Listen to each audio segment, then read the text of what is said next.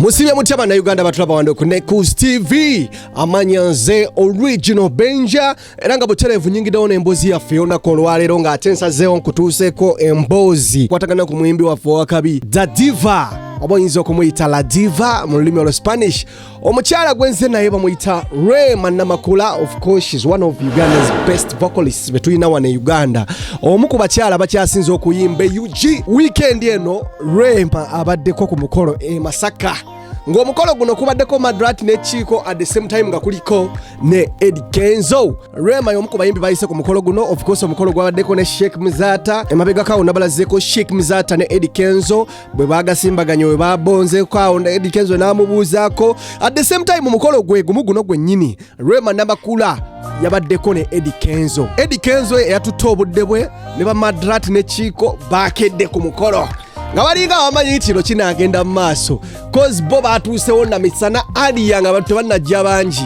Kenzo ne Madrat ne Chiko bo batuuse in time cut later on in the evening Rema Namakula we yatuukidde. Laba Kenzo bamukubako surprise. Kenzo ka surprise kakutteyo n'abanga ate alaba eyali mukyala we addamu musimbaganya amaaso ku mukolo guno gwennyini gwe bayita Rema Namakula. Yadde ali awo ngalaba ekyali ekimyula kye kimama amal kibeibe nekiyingira wo gwe laba Rema rayingiddewo nga yimba obuyimba we nga obumanyi titiri tikula tiritiri yazayimba tikula. Mukolo negenda mu maaso n'abuza ku bagole mukolo ne gukwajja. Omukolo gwadde gugenda mu maaso Rema nga performinga awe basuliddemu akayimba ka gutuja gutuja gutuja. Oluyimba okuva lwe lwatandise n'omuyimbi waffe gwe tumanyi nga Eddy Kenzo oba eyali bba wa Rema Namakula Tata Amal yayimbye akayimba kano okuva gye katandikira paka gye kaggwera ng'ebigambo byonna ebiri mu kayimba ka gutujja Kenzo abimanyi. Awo Rema olwatuuse ku paati wamponya bulavu nigga busemyekozo Rema yagiyimbisiza amaanyi ne Mike n'agijanga gwe wamponya bulavu nigga busemyekozo we yakonedde Kenzo awo n'amukoona. Bakyali ba Kenzo baminamira nga bamuwuyawuya. Kenzo waffe tukuwuyawuya naawe time yejja tuuka okole ki owase olete kibeibe naawe oyimbeyo akayimba kakona Rema tofaayo wadde Akonye naye naawe time yejja kukola ki ejja kukyuka. So bye bandu mu weekend Rema Namakula yabakubye omuziki ku mukolo ne Eddy Kenzo yabakubye naye kyabadde wali katemba yabadde wa Rema ne Eddy Kenzo. Omukolo baguwambye abantu bona attention yavudde ku bagole ne berabira n'okwera yati eno mbaga nga abantu kati abaso bagateeka ku Kenzo wali nga bagateeka ku Rema. Kenzo Rema Kenzo Rema Rema n'abakuba gutujja gutujja gwe ekyabadde wali NEKOZ TV kwali amanyanze original benja. Ate na subscribe nga muganda nange kusaba busabe mutima mulungi clickinga ku subscription button ye button yawe myufu bomalo clickinga ku subscription button yeyo ate onyigene kade wali ka notification bell ojaba tusubwa videos za fezo nane updates zonna ojaba tusubwa no ku NEKOZ TV. N'olwensonga eyo tubagala nnyo muzikirize mbegekereze NEKOZ TV kwali blaze up. Ladies and gentlemen, help me put your hands together.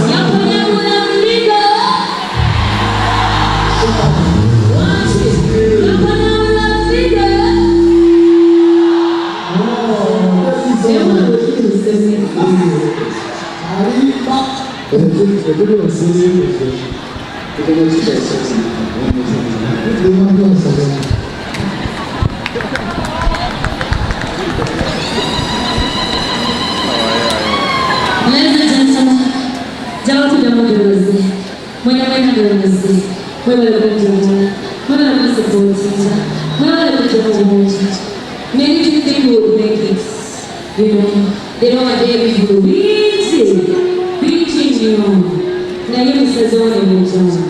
thank you so much.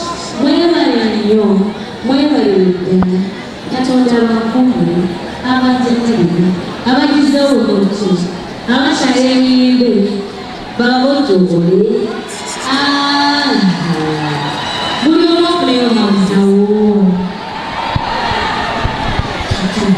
Tikula, Sumolula, byonna byansibo wedda sinsitira nyiga abalungi mwenna mwekumire ku NEKOZ TV. You know what it is. Subscribe olabe ebisingawo ne original Benja tobasuwa.